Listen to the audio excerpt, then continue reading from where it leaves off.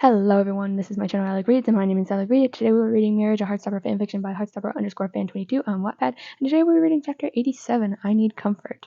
But before I get started on that, I do want to mention that I want to do a new thing on my channel that is a inclusivity project, where basically if you guys want me to read a story for trans people, I read a story for trans people. If you have a story that you want me to read about someone who has hearing loss like I do, which I haven't found any good ones, so if you guys know of any, please let me know. If you guys want more bisexual content, more lesbian content, let me know. If you guys want wheelchair content, let me know. I have some pretty good wheelchair content. I found one especially that was really good. But if you guys want that, let me know in the comments. But for the next month, I'm trying really, really hard to do a inclusivity project, just because there's been a lot of stuff going on in my life outside of the internet where people are just not being inclusive, and it's really hard to get things done. Sorry. But yeah, it's been really hard to get stuff done, and so if you guys want to do the inclusivity project with me, please let me know in the comments. Or if you don't want this, which I will still do my everyday content, but I will also just be adding in some inclusivity content on top of that. So yeah, let me know in the comments what you want to see. Anyway, let's jump right into the video. Chapter 87, I Need Comfort. Charlie's perspective. I was outside of Nick's old bedroom, and oh my God, did it ever bring back some memories. I could hear Nick in there.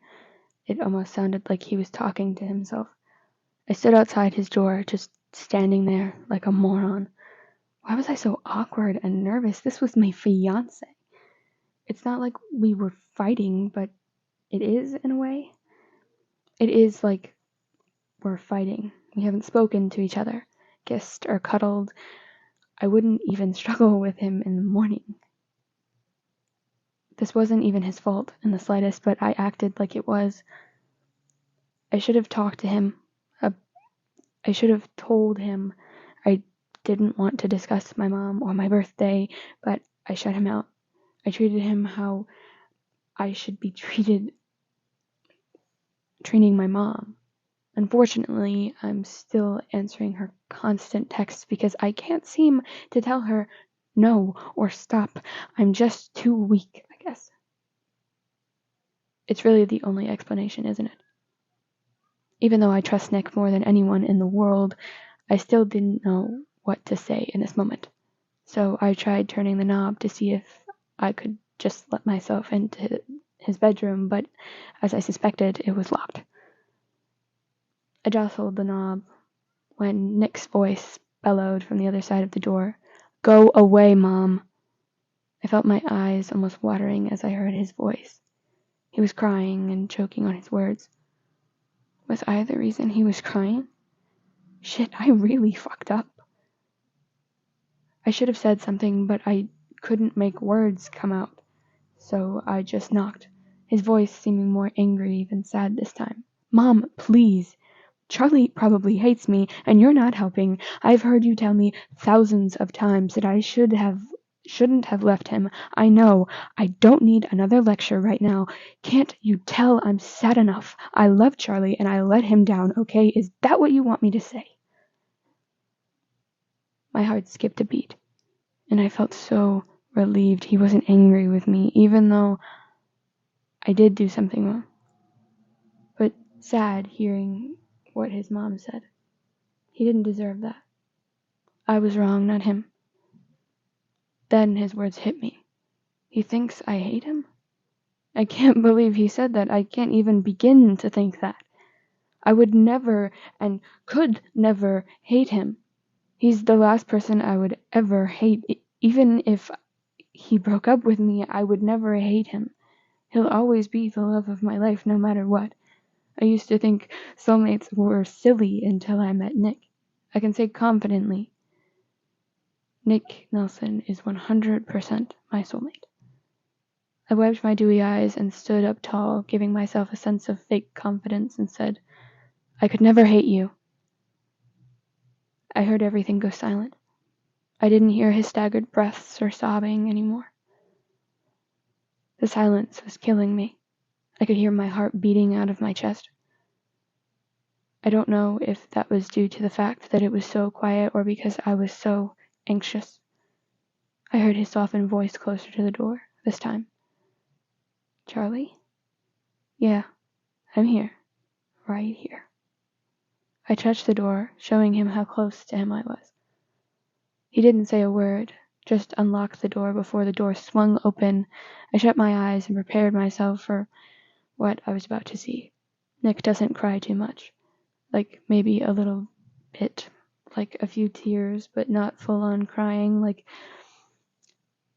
I do what feels like once a week.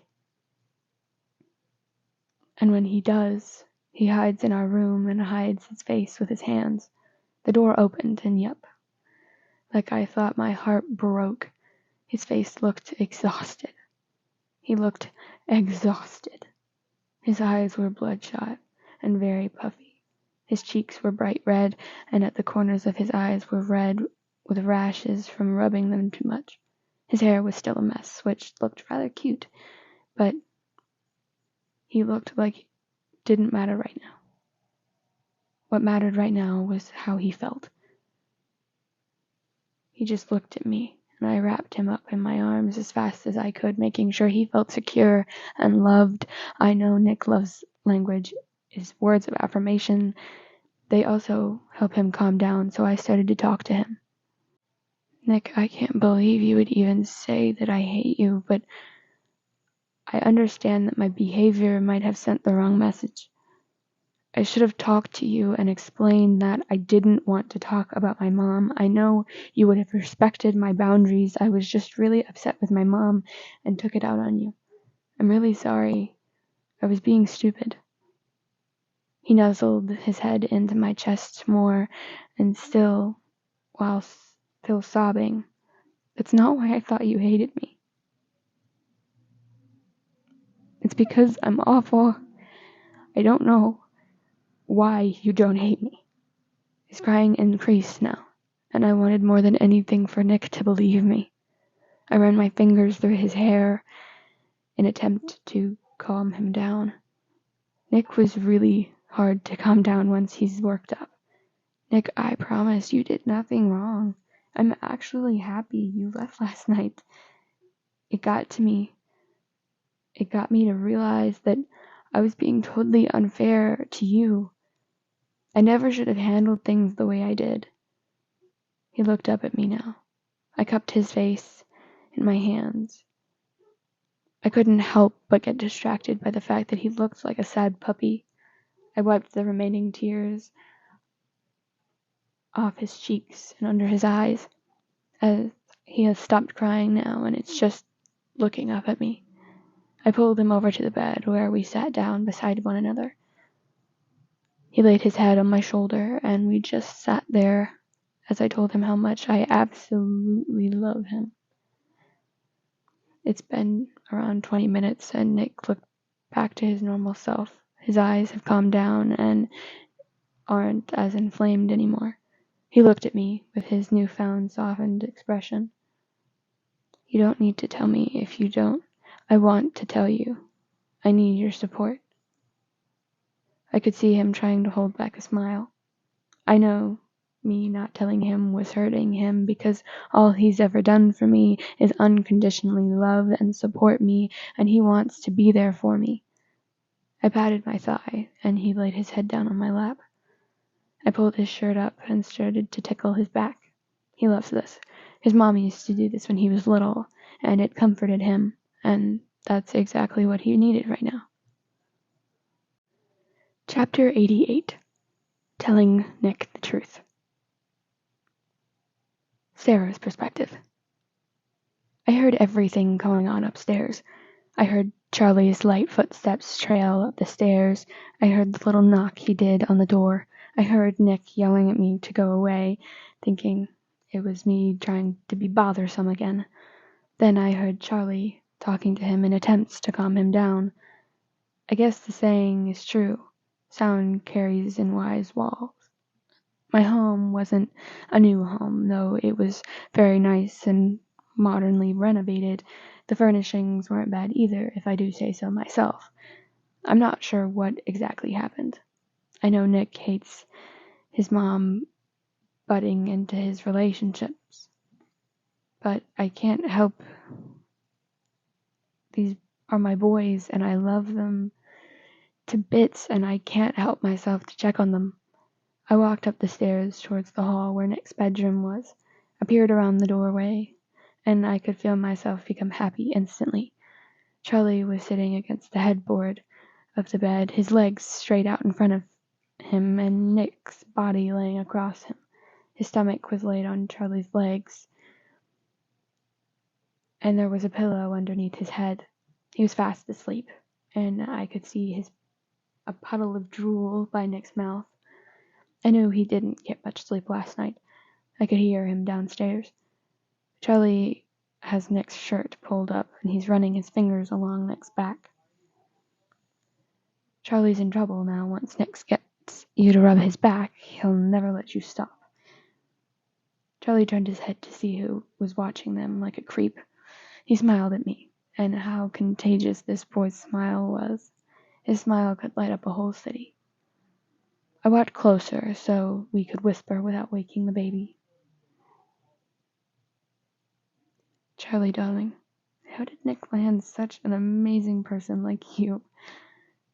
They're hard to come by nowadays, and I'm so happy he found you. I could see Charlie's expression soften, and he whispered back to me, "Thank you, Mom. And I think I'm the lucky one to have found him. He's honestly saved my life." To say I was proud of Nick was an understatement. He's turned out to be everything his father wasn't. I could feel a single tear stream down my face. Charlie and Nick were angels, and to think about all that poor boy has gone through tugs at my heart, and now hearing about his mom, it makes me sick. She makes me sick. Honey, I think you're both lucky to have found each other. Nick was up all night last night. I don't think he can sleep without you. Charlie looked down at Nick with such love and care. Nobody can argue that they don't absolutely love each other. Charlie grabbed a tissue from his jumper pocket and gently lifted Nick's head up with so much care. He wasn't laying in drool anymore. If that's not love, I don't know what it is. Charlie wiped the drool off his chin and flipped the side of the pillow so he wasn't laying in drool. That's love. Charlie then quietly says, "Yeah, he's only ever drools when he's proper tired. I wish he wouldn't worry about me so much." I shook my head. That's love, baby. Water started to pool up in Charlie's eyes, and before I could ask him what's wrong, he says, "I love you." I leaned in, and before I could I leaned over him and wiped his eyes and kissed him on the forehead. "Oh, if you knew how much I love you both." He smiled at me, and I smiled at him while walking out of the bedroom to let the two rest. An hour later. Charlie's perspective.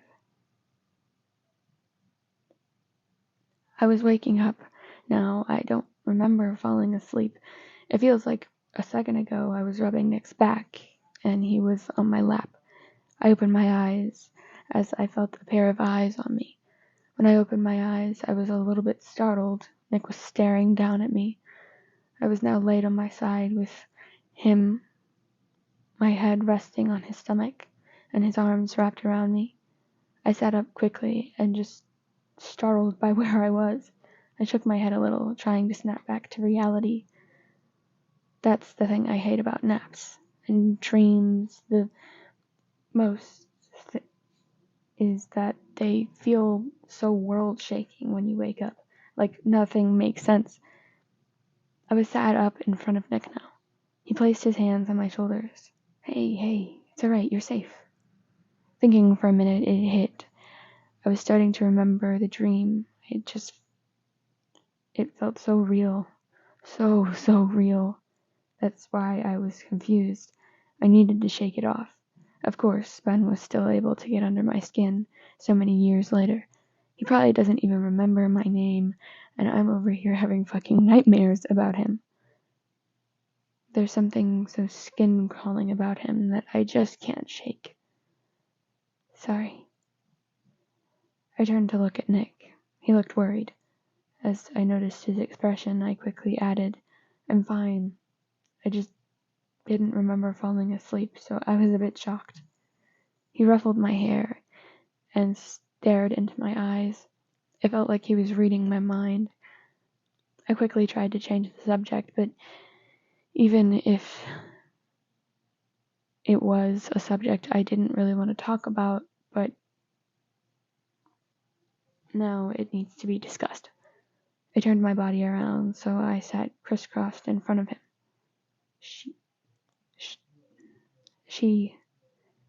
I fumbled on my words, trying not to break down before I could explain to him what had happened.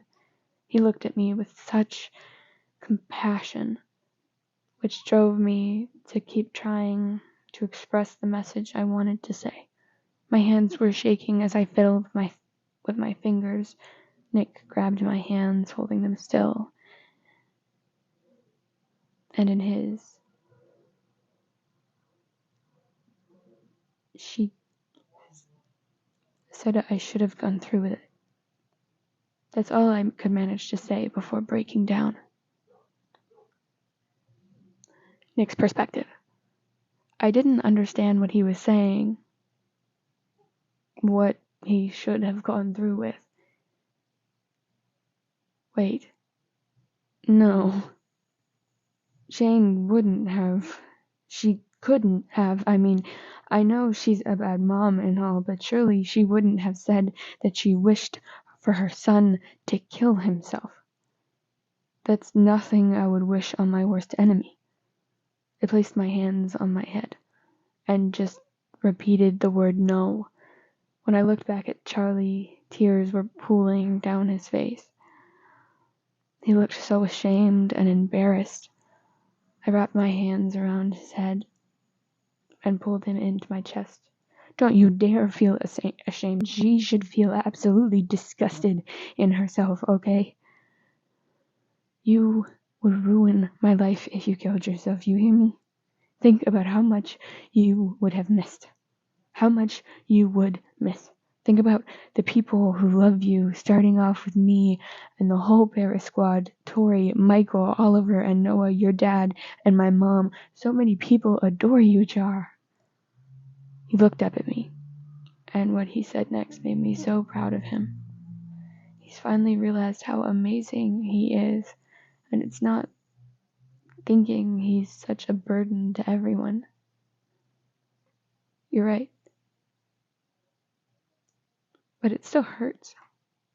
I cupped his face in my hands and pulled him into a kiss, which I was literally drooling over. I haven't kissed in 2 days.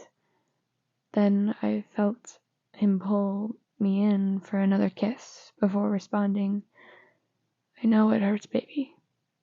I know, and that's not a bad thing. That's okay as long as you know how big of a role you play in all of our lives and how wrong she is. He nodded his head, and I pulled him into my lap where he wrapped his legs around my waist and his arms around my shoulders. After he stopped crying and feels better, I'll take him downstairs to eat something. He probably hasn't eaten since yesterday morning, and even though that scared me, I needed to focus on comforting Charlie right now and worry about that later. Alright everyone, that is the end of today's episode. I really hope you enjoyed. Like, subscribe, and comment down below, whether it's just saying hello or whether it's giving recommendations. I love talking to you guys, and I will always respond. Good morning, good afternoon, or good night, and I will see you in the next video. Goodbye, ladies, gentlemen, and everybody in between. Bye, friends.